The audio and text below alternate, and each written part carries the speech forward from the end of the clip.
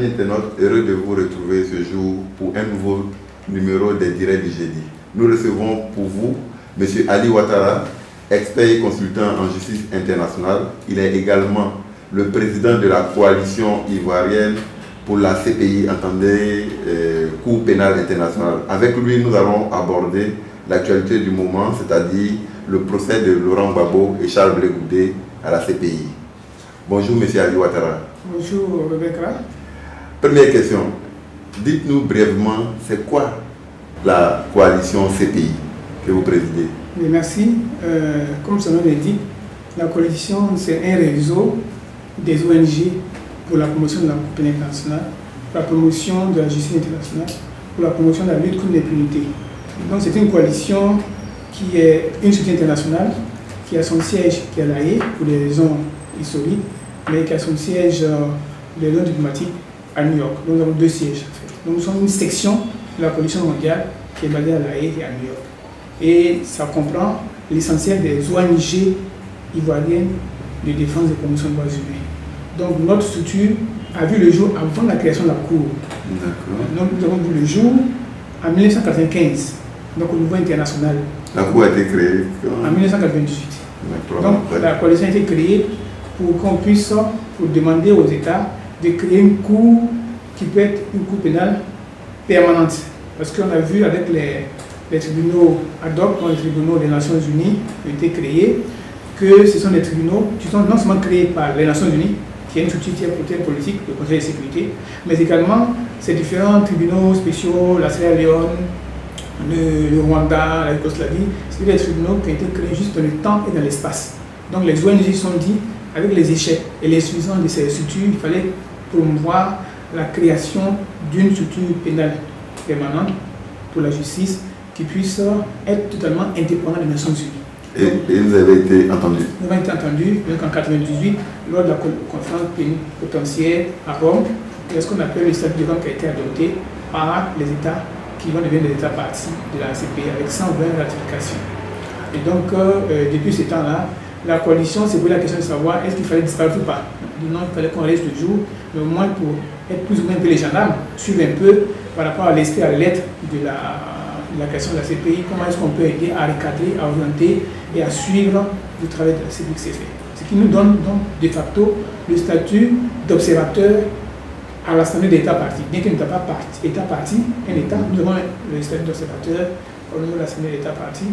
Et également, nous avons chaque année au moins 2 rencontres biannuelles avec la procureure de la CPI, avec le juge de la CPI, avec les membres du greffe, etc. Donc, on continue de travailler pour dire un peu notre façon de voir les choses et faire des remarques, des propositions pour le bon fonctionnement de la Cour. Alors aujourd'hui, des voix s'élèvent contre cette juridiction, notamment des chefs d'État africains qui menacent de se retirer.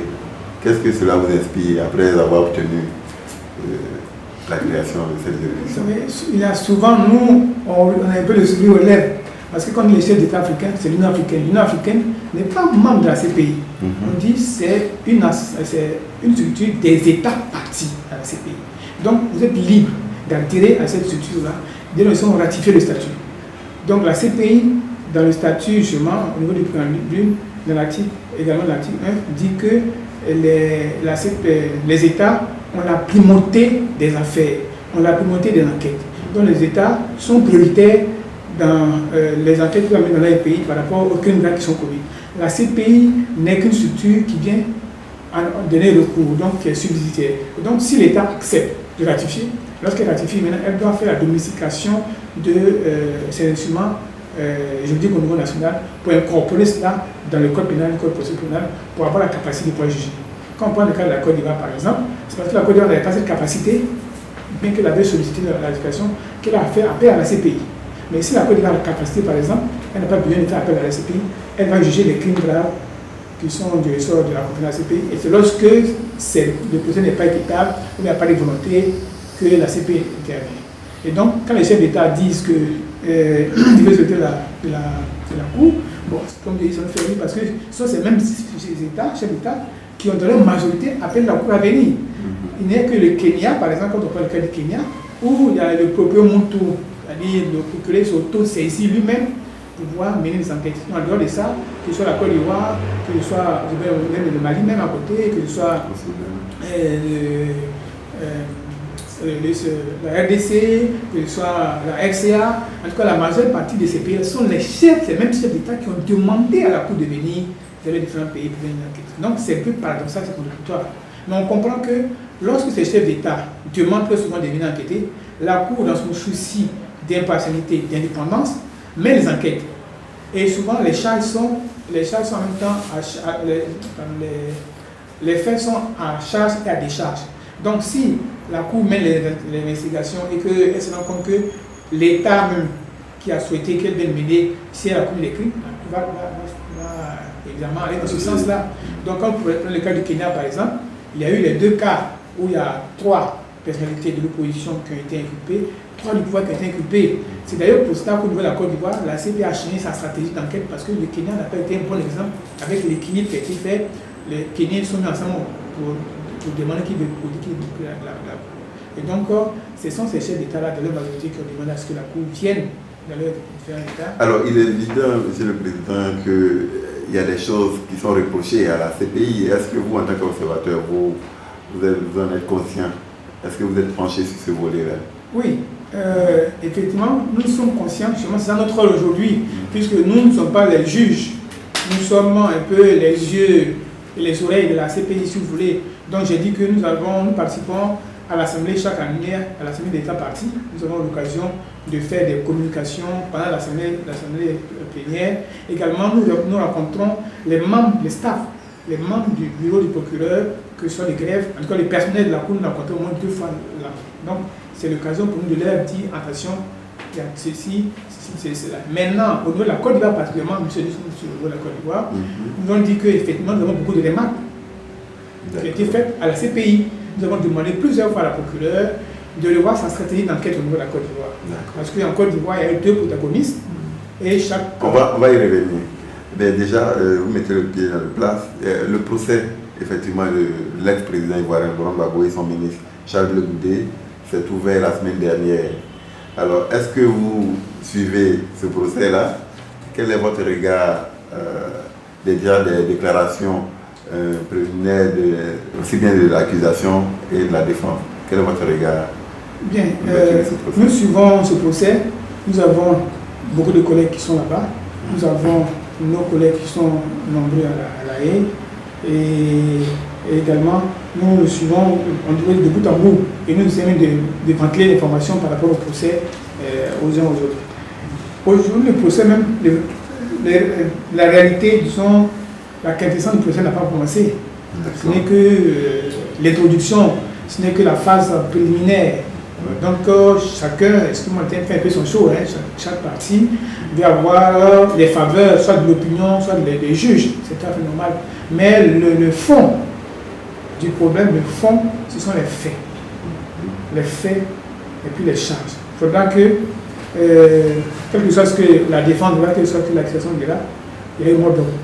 C'est immédiat. Il y a eu 3000 personnes qui sont mortes. Qui est responsable de ces morts? Voilà la question. C'est ça le reste, c'est un peu la diversion.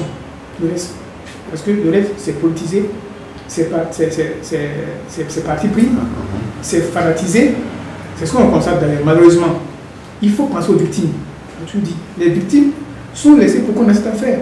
Chaque partie essaie de faire un peu, comme on dit, son petit show, mais malheureusement, les victimes qui sont implantées par la représentante Paulina Massida en ont gros sur le cœur. Les victimes, que ce soit X ou Y, veulent avoir justice, veulent avoir réparation.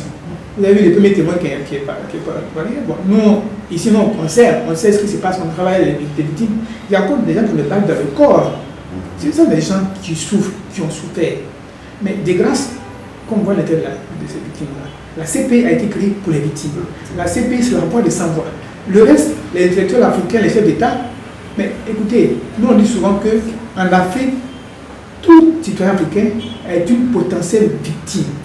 Parce qu'en Côte d'Ivoire, il n'y a pas de démocratie, mais il suffit d'une petite, je ne dis pas erreur, mais il suffit qu'il y ait un petit problème, mais ça devient, voilà, c'est les violations violées, etc. Et donc, vous qui êtes au pouvoir, vous devenez, voilà. Et aujourd'hui, Laurent Gbagbo n'a jamais passé, par exemple, la lettre devant la CPI. Puis c'est Laurent Gbagbo même qui a demandé à ce que la CPI vienne en Côte d'Ivoire. Mais quand, dans nos lectures, peut-être que Laurent Gbagbo a dû penser que c'était seulement la rébellion qui allait seulement demander devant la CPI. Parce que quand la déclaration a été faite, ça a été dit que la Côte d'Ivoire accepte les compétences de la Cour depuis le 19 septembre 2002. La lecture, c'est dit 19 septembre 2002, ça veut dire que c'est la date de la rébellion. Donc ça a été maintenant un boomerang, c'est retourné contre lui. C'est justement ça qui fait peur au chef d'État, pour devenir le chef d'État, qui se rend compte que lorsque la Cour mène les enquêtes, lorsqu'il y a des faits qui sont reprochés à leur propre eux, la Cour ne va pas cacher cela, elle va dans le public. Donc nous, en tant qu'Africains, on n'est pas heureux que nos dirigeants soient transférés hors de l'Afrique.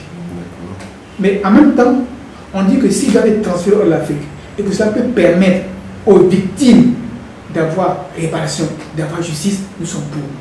Donc nous encourageons nos États, et particulièrement la Côte d'Ivoire, qui nous a remis un avant-projet de mise de loi du statut de l'homme de la CPI, pour que la Côte d'Ivoire puisse faire la réforme de son code pénal, pour s'approprier les compétences de la CPI, pour qu'on puisse juger les crimes qui sont de faire la CPI ici en Côte d'Ivoire. C'est ce que tous les Africains doivent faire dans les différents États. Dès cet instant-là, si notre justice est indépendante, si elle est vraiment impartiale, elle est autonome, elle est juste, équitable, il n'y a pas de problème, la CPI ne viendra pas fouiner son nez dans les affaires des Africains, elle n'interviendra qu'en dernier recours.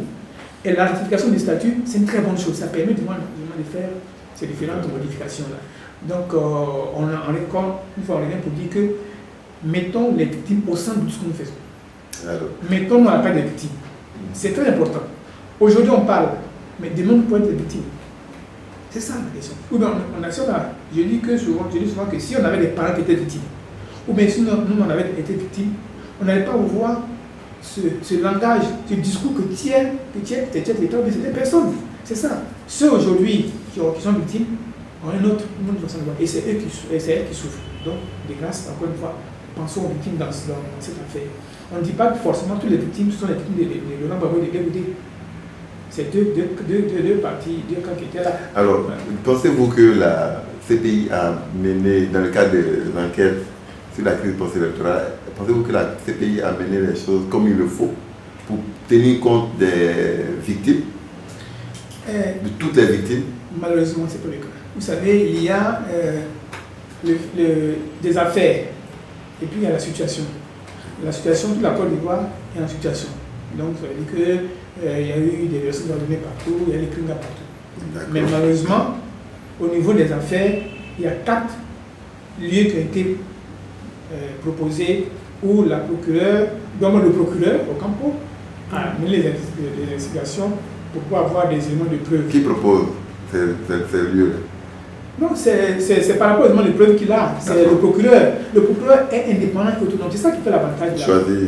Le procureur n'est pas choisi ni n'est pas désigné. C'est le système anglo-saxon.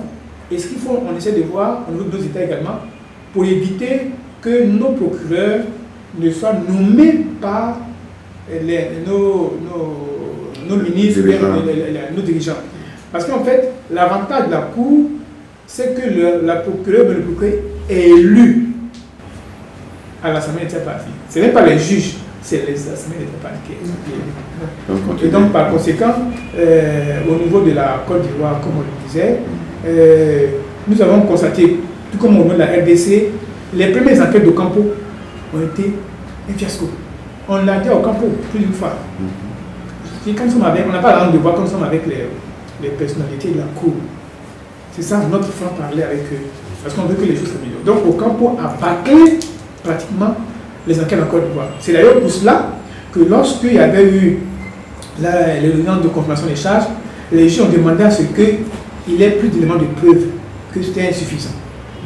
Donc, c'est une façon diplomatique de dire que le travail de groupe avait été bâclé. Maintenant, la procureure actuelle, qui est une africaine, Bensouda, qui s'est approprié le dossier de Campo, a essayé tant mieux que mal de trouver des éléments complémentaires, supplémentaires, de preuves pour pouvoir étayer cela. Je crois qu'elle en a suffisamment aujourd'hui, puisque la Cour a permis, elle a confirmé les charges jusqu'à ce que nous avons un procès. Maintenant, cela doit aller un peu plus loin. Donc nous disons que ce procès peut aider notre pays à sortir définitivement de la crise en luttant contre l'impunité. Il est important que ce procès soit équitable, juste et impartial, afin que la vérité soit connue de tous les Ivoiriens.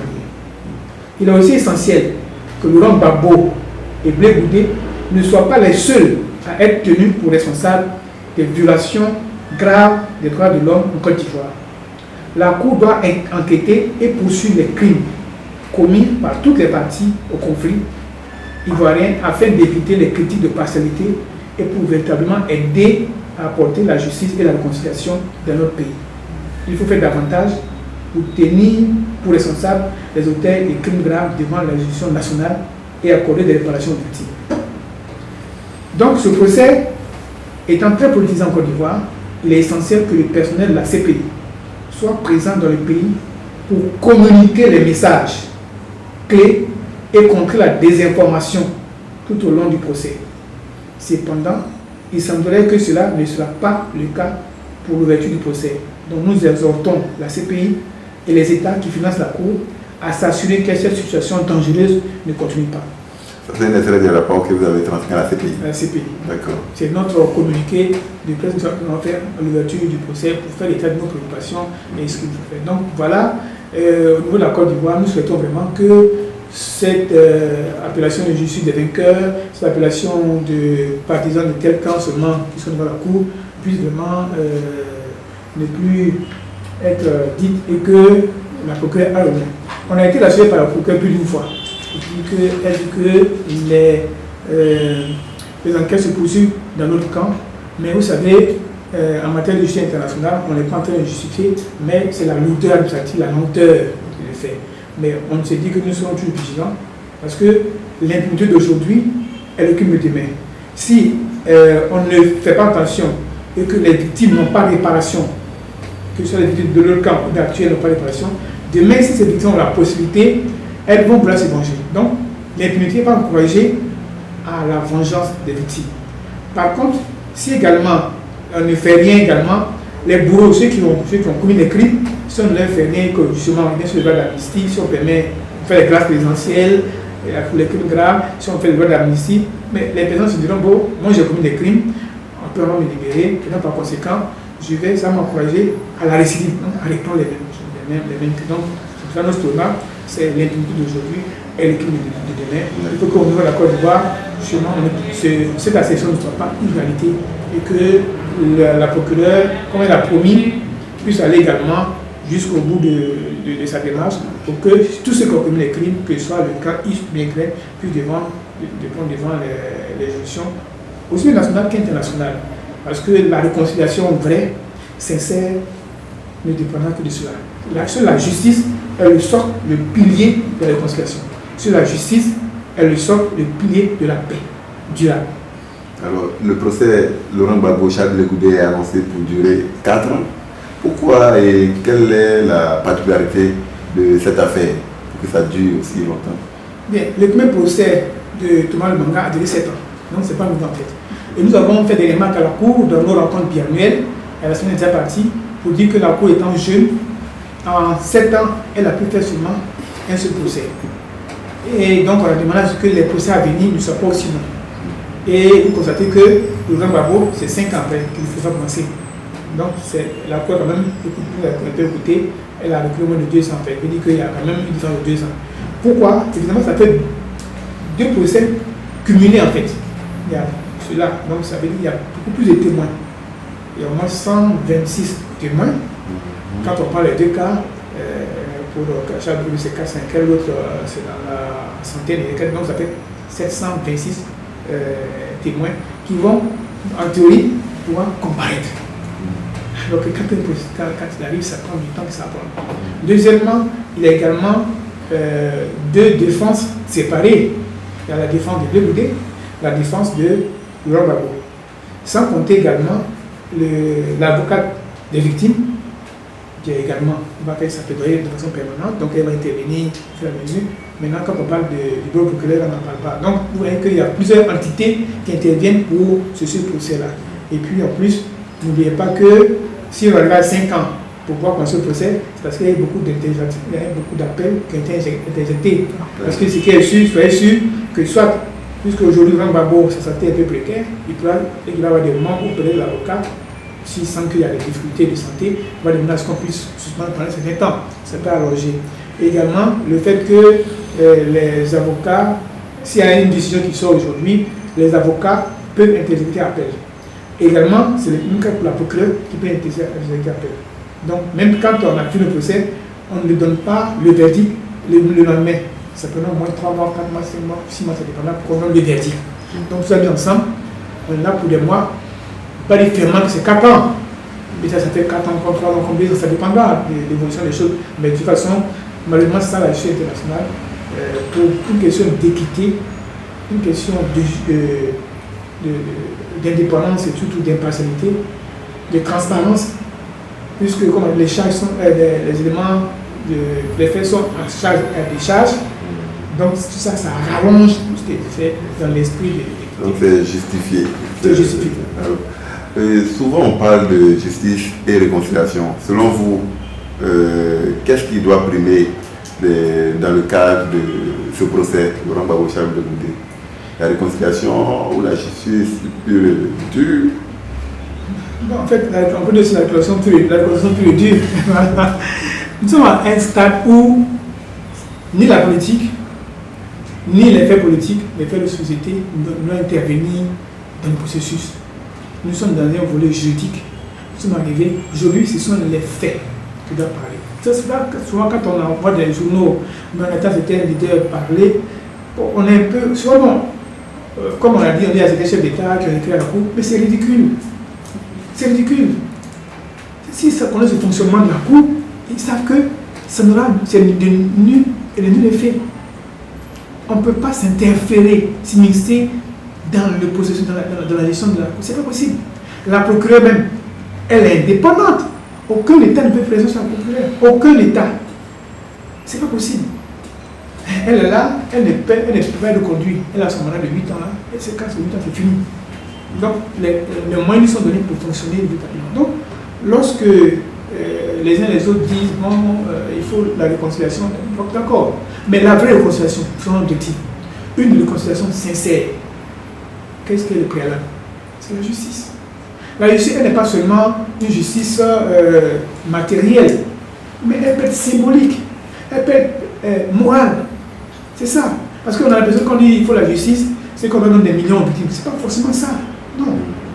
Alors en Côte d'Ivoire, ici, il y a plein de tentatives de réconciliation. Ça donne quoi? Ça n'a pas donné. Il y a plein de lois d'amnistie.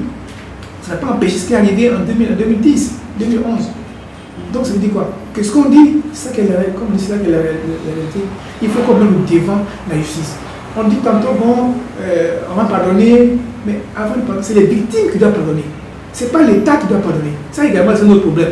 L'État ne peut pas dire oui, on réconcilie. C'est les victimes qui doivent accepter la réconciliation. On a vu la CDV ici, c'était un fiasco. Parce que justement, on n'a pas mis au centre les victimes. C'était les politiques qui ont voulu créer une structure pour réconcilier les citoyens. Mais ça n'a pas marché. Donc c'est ça en fait. Notre souhait, c'est que, et d'abord la justice, et ensuite la réconciliation. D'accord. Alors, ce sera la dernière question. La coalition ivoirienne pour la CPI. Alors, au niveau de la Côte d'Ivoire, quelles sont vos prochaines actions majeures que vous pouvez annoncer à nos internautes? Bien, vous suivez certainement chaque trimestre, chaque 3 mois, une conférence trimestrielle internationale que la coalition organise. À l'hôtel, un grand hôtel de la place. Vous ne voulez pas faire la publicité. Et donc, notre prochaine conférence trimestrielle, la 10e de ce genre, conférence trimestrielle internationale, aura lieu le mercredi 16 mars 2016, sur le nom de l'hôtel, à l'hôtel Pullman, et avec des participants qui viendront de La Haye, de Londres, de New York et du Bénin. Donc il s'agit de M. Pascal Turlan, qui est du bureau procureur, donc c'est pour la coopération, qui sera là, qui est des panélistes. Il s'agira également de Gaël Carayon, qui est spécialiste en matière de victimes, qui est de l'ONG Redresse de Londres. Il s'agira de Julien Lapia, qui est basée à New York, qui est la responsable de la coalition mondiale, qui sera là également, le coordinateur régional de la coalition, qui est basé au Bénin, qui sera là également, avec un membre du ministère qui va également participer au panel. Donc voilà l'action la plus immédiate. Mais avant cela également, nous sommes en train de, certainement, le magazine La Haye de la coalition va apparaître certainement d'ici un mois. Donc au début du mois de mars, mi-mars, justement, c'était un magazine qui paraît chaque 6 mois et donc qui prend en compte tout ce qui est actualité concernant la justice internationale, la justice nationale, la lutte contre l'impunité, les droits humains, aussi bien en Côte d'Ivoire, en Afrique que dans le monde. C'était un magazine qui est bilingue, qui est traduit en anglais et en français. Donc voilà les deux acteurs les plus proches pour tout le monde. Alors, ok. En tout cas, merci beaucoup, M. Ali Ouattara, et à très bientôt. C'est moi qui vous remercie. Encore une fois, recevez notre sincère gratitude et puis nos félicitations d'encouragement pour le travail que vous faites. Travail de promotion, pas seulement au niveau de la société, de la politique, mais surtout au niveau des droits humains. Parce que je veux c'est une politique que vous appelez pour expliquer aux uns aux autres. Nous sommes à leur disposition. Nous avons nos sites, nous avons également nos blogs. On peut nous contacter aussi bien ici, à La Haye qu'à New York, pour avoir de plus d'informations. En tout cas, une fois, on demande encore une fois aux journalistes ivoiriens, malheureusement, qui sont trop partisans, de se défaire justement de ces tests partisans.